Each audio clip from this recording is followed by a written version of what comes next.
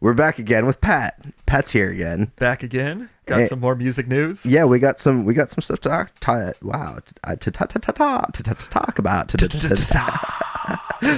I'm a dirtbag. No, we got some stuff to talk about. We actually do have some stuff to talk about today.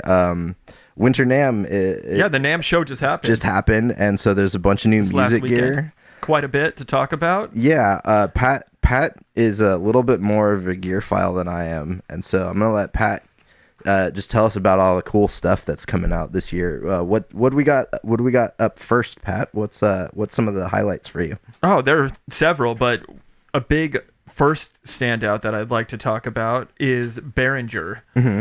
I don't know how much they actually showed at NAMM, but they always do this where they'll like drop new gear right around the time of Winter NAMM. Uh-huh.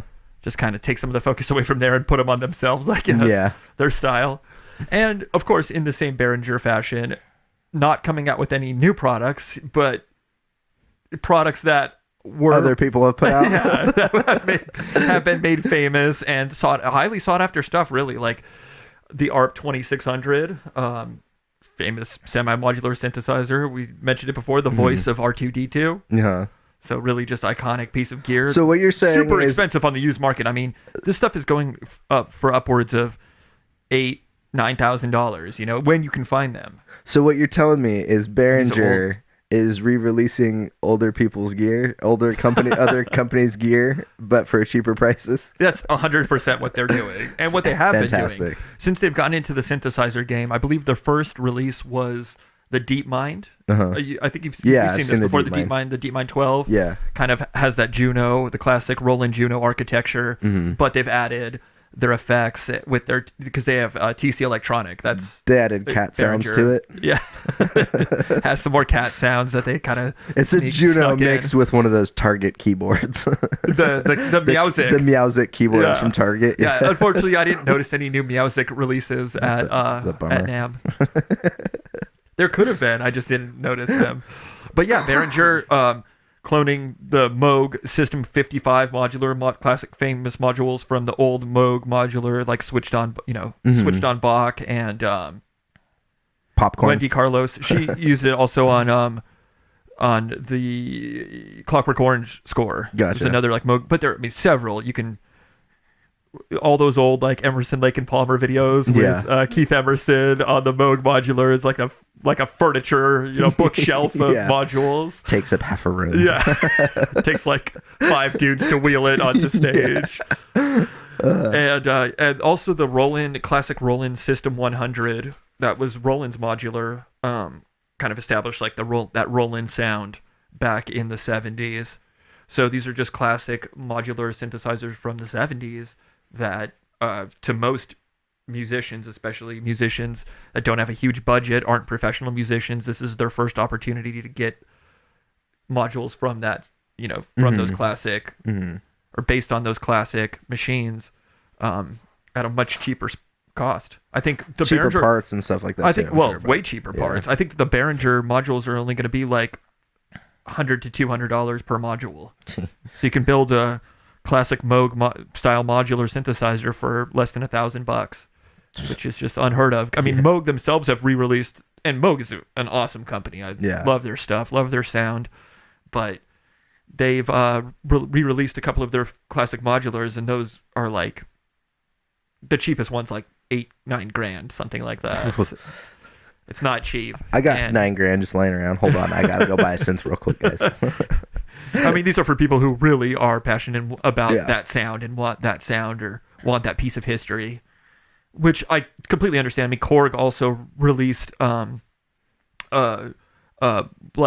almost 1-to-1 of the ARP 2600. They bought the rights for ARP a few years ago, released the Odyssey, a monosynth from around the same time, a little bit later than the 2600, but kind of based around the 2600, but all enclosed.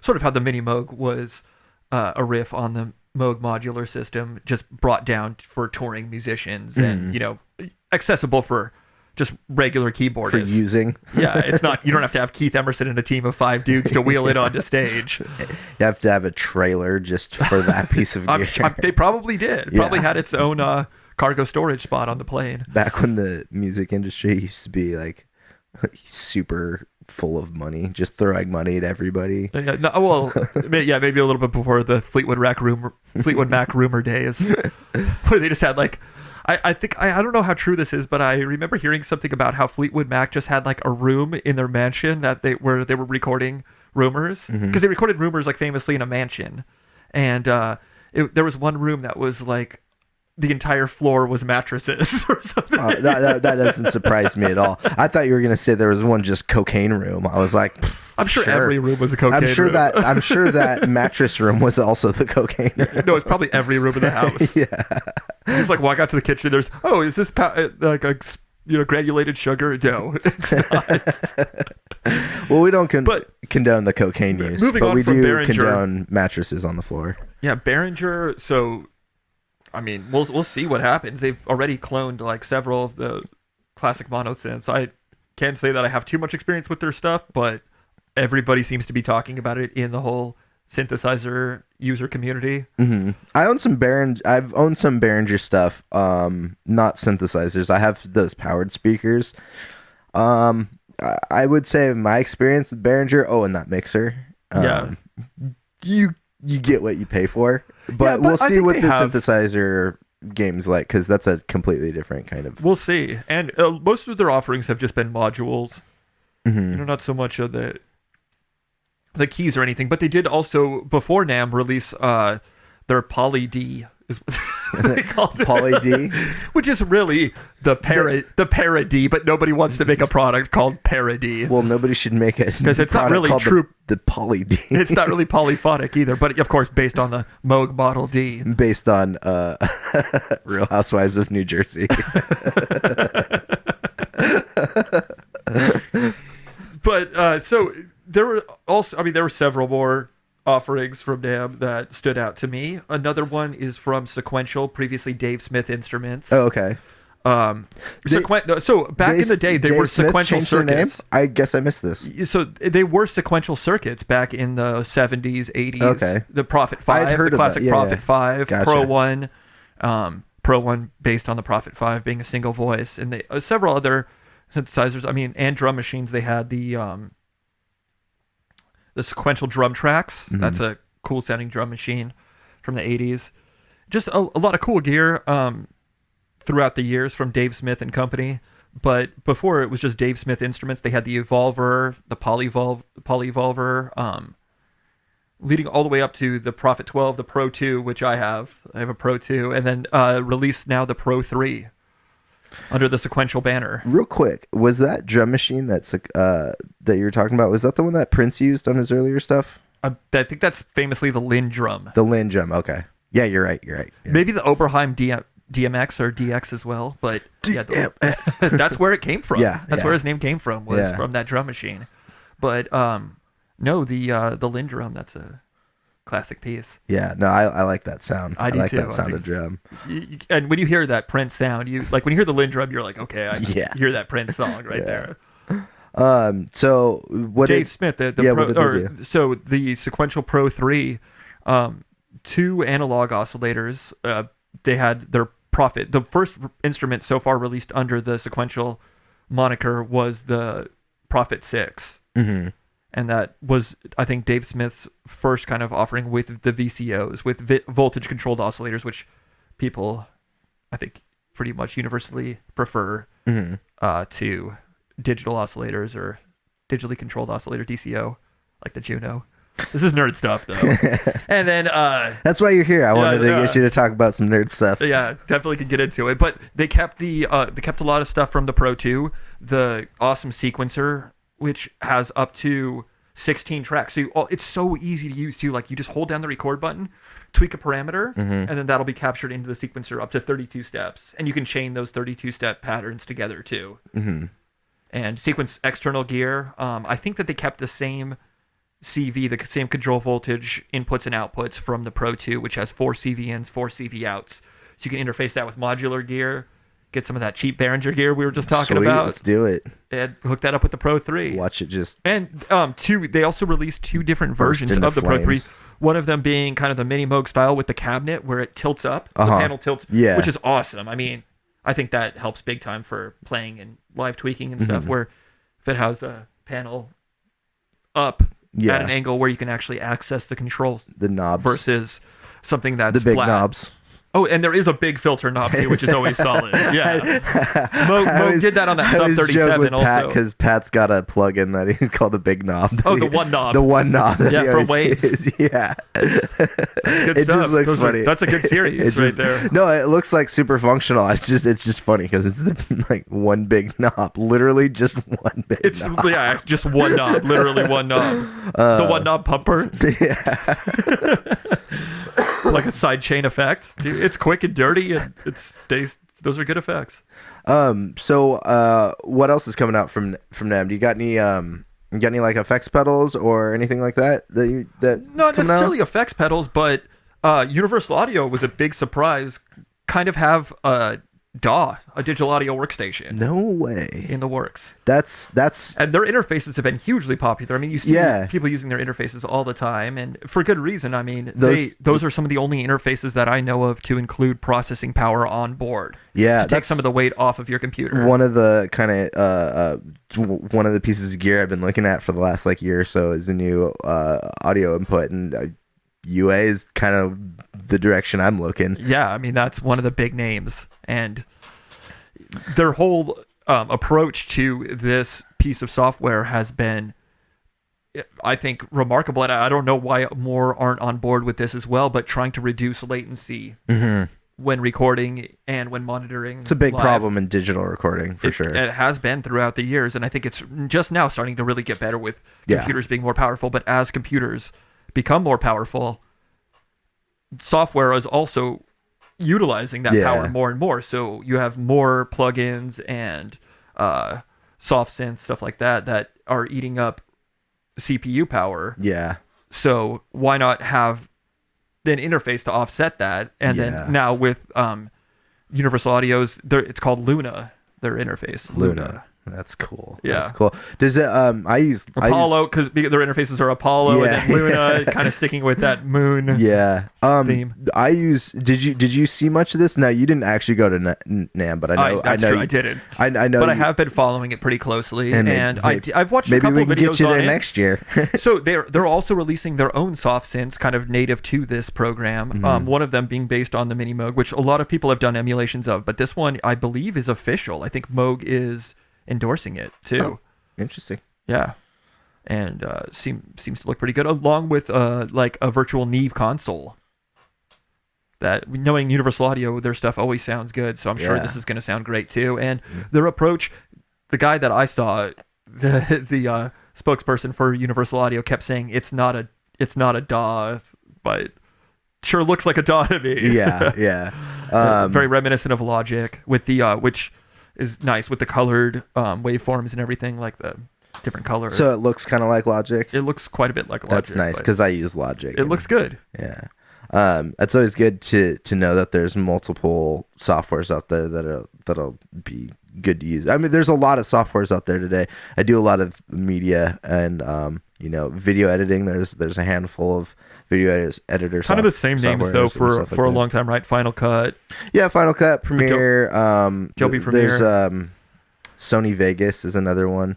I used to use that at one of the stations I worked at. I don't like Vegas as much, but again, in all media, there's a lot of new softwares that, I mean, even the free softwares for audio software are much better than they used to be. I mean, they just, I loved this Universal Audio offering because they took that approach of, we want to reduce latency down to something that is negligible, that producers, artists aren't even gonna have to worry about. You just turn on your computer, you open up this program, you're ready to start laying stuff down. Yeah. That's how it should be. Yeah. So Universal Audio's got a digital audio workstation, huh? That's interesting. That is something I might actually look into a little bit too. I wonder if they're gonna do with some other companies, when you buy like a piece of gear, like let's say I buy a new audio interface, I wonder if they might include like a free software light version. Yeah, something like that. I can definitely see that. I'd try that out for sure. Was there any other pieces of news from them? Yeah, Korg had, as I mentioned before, some good offerings too. Like their new products, they have a few that I noticed. One of them being called the Op 6, a 6-operator FM synth. So based like kind of around the DX7, but with more real-time hands-on controls. So it's like an R3. Not quite like the R3. That's the Radius engine, the R3.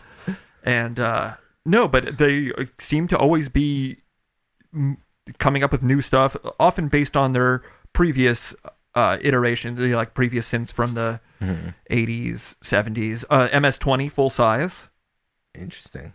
A lot of people weren't happy with the Mini. I find it to be fine. I have one myself. Little plasticky keys, though. Sure. Oh, the whole thing is very plasticky. Yeah. It has those. I love how the patch points are just little rivets that are glued on. They're not actual rivets. I mean, a couple things like that, but it still sounds great. And I've heard people complaining a lot about like the noise issue. Mm-hmm. If you have a vintage synthesizer, presumably there's going to be some noise. Yeah. Like I know on my Juno 6, if you have the chorus engaged, you can see visually that there is noise from that, just from the chorus. Usually when you're making not music, even playing any... there's noise. Yeah, you would hope to get some sort of output.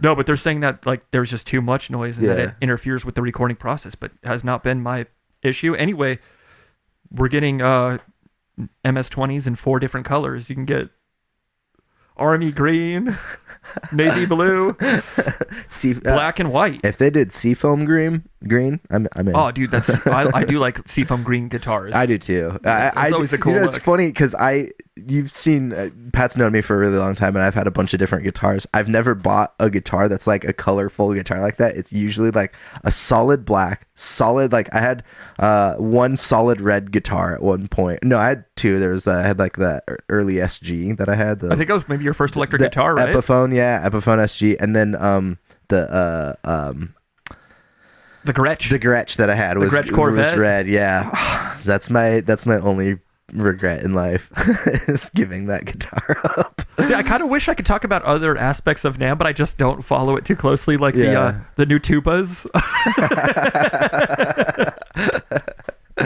No, the NAMM has a lot of stuff. NAMM is huge. Yeah, this is a huge convention at the Anaheim Convention Center. Yeah, they get We've got a place to stay at Ian's. We gotta go. Hey, give us some invites next year, and Ian, we're staying at your house. Yeah. This is a formal invite for ourselves. Yeah, so NAMM has a lot of stuff. They cater to pretty much every aspect of music. Yeah. So we just talked about a little bit. Pat likes a lot of recorded gear and synthesizers and stuff like that. I tend to go a little bit more guitar, effects pedals, stuff like that. But I also don't follow gear as much as Pat does. Because he just likes looking at buttons. Who doesn't like to stare at knobs? He likes twisted knobs. Yeah. Cool. Was the biggest thing that came out from NAMM, right? Was the Universal Audio? That's one of the biggest things for me. Mm-hmm. Yeah. I mean, there were several, but again, that was, for me personally, that was one of the biggest. And then Korg's Wave State, which is a really interesting looking synthesizer. It looks different from anything that I have or have played in the past. And I think it comes from their Wave Station, but it's enhanced with more like real-time controls. It has this joystick so you can like morph between different patches and sequence during, like, it's all just really, it looks like a really cool machine for building atmospheres or like pads, stuff like that. And it has some of their modeled filters after like the Poly 6, some classic like analog modeled filters too. I gotta say, as much as I was kind of maybe leaning into Behringer being a little cheap or whatever, I do appreciate that companies like Behringer and Korg are making with their Volco really series awesome gear that accessible is affordable. For anybody. Yeah, and I mean, both Pat and I have had various Volca or what was the Monotribe? The Monotribe. Monotron, I think is what they originally started with. I had both. I had the Monotron and the Monotribe. Those were good. The little delay one was awesome. I still have that. Do you? Yeah. We should mess with that one of these days. Um, well, I think we're gonna get out of here for this episode. We'll talk some more music gear one of these days. I wanna hear what everybody thinks about Winter NAMM. If there's Yeah. anything they want to What did know we about. miss? Yeah, what did we miss? Or if you're not a musician and you just found this conversation interesting, what do you want to know more about? Is there anything that we can dive into in further conversations that you guys want to know about?